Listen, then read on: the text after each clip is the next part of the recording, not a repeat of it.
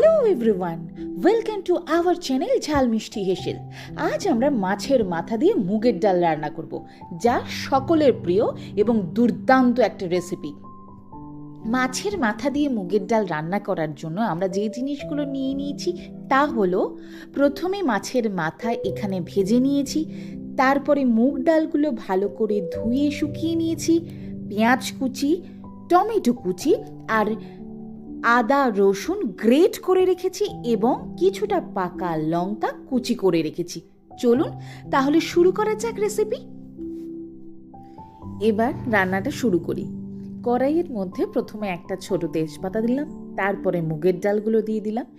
এবার আলতো আলতো করে মুগের ডালটা নাড়তে থাকবো। তেজপাতাটা দিলাম এই কারণেই, মুগের ডালের সাথে তেজপাতাটা ভাজলে একটা সুন্দর গন্ধ বেরোয়। এবার তেজপাতা আর মুগের ডালটা ততক্ষণই ভাজতে থাকবো যতক্ষণ মুগের ডালটা একটু লালচে লালচে না হয়ে আসে।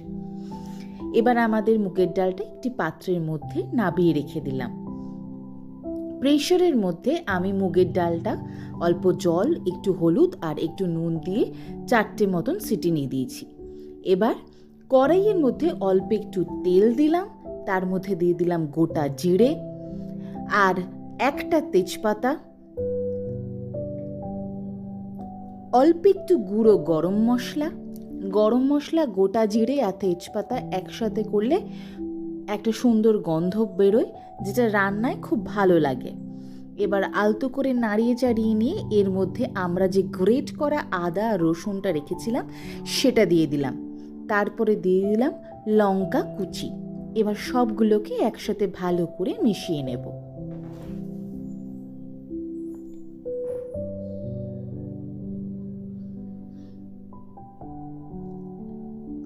এটা ভালো করে মিশিয়ে নিয়ে এর মধ্যে দিয়ে দেব পেঁয়াজ কুচি বা এগুলো যখন মেশাবো বা ভাজবো তখন আমি গ্যাসের ফ্লেমটাকে একদম কমিয়ে রেখেছিলাম। এবার ভালো করে সব কিছু একসাথে মিশিয়ে নিচ্ছি। সব কিছু মিশে গেলে একটা সুন্দর গন্ধ বেরিয়েছে, যেটা খুব ভালো লাগে। এবার পেঁয়াজগুলো আবারও একটু নাড়িয়ে চাড়িয়ে দেখে নিলাম। এরপরে পেঁয়াজগুলো নরম হয়ে গেলে এর মধ্যে আমি দিয়ে দিলাম টমেটো কুচিটা একটু কিছুক্ষণ নাড়বো যতক্ষণ না টমেটোগুলো হালকা নরম হয়ে আসে।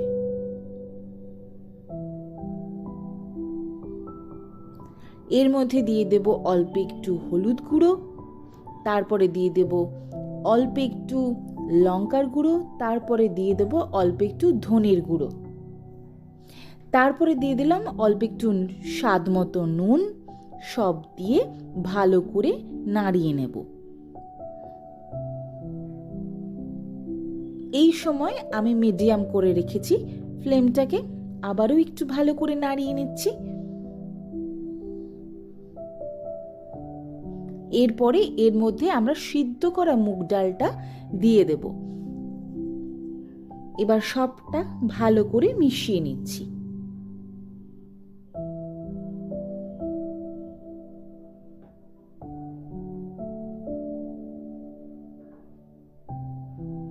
ভালো করে মিশিয়ে নেব এত সুন্দর করে, কিন্তু আমি মুগ ডালটা 60% মতন সিদ্ধ করে রেখেছি।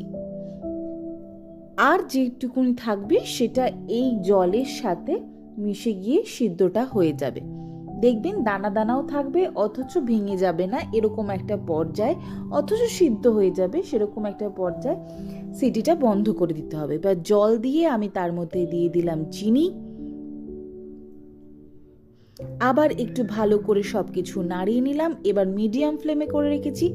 এরপরে ঝোলটি ফুটে গেলে তার মধ্যে আমরা দিয়ে দেব একে একে ভেজে রাখা মাথাগুলো মাছের।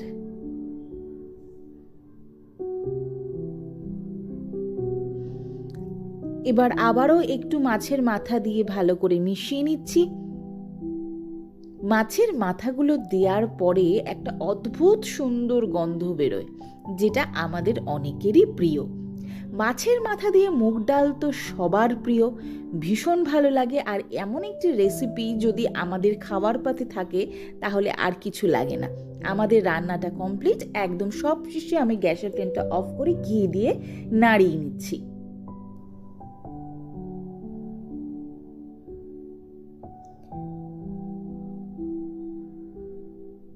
তৈরি হয়ে গেছে আমাদের মাছের মাথা দিয়ে মুগ ডাল।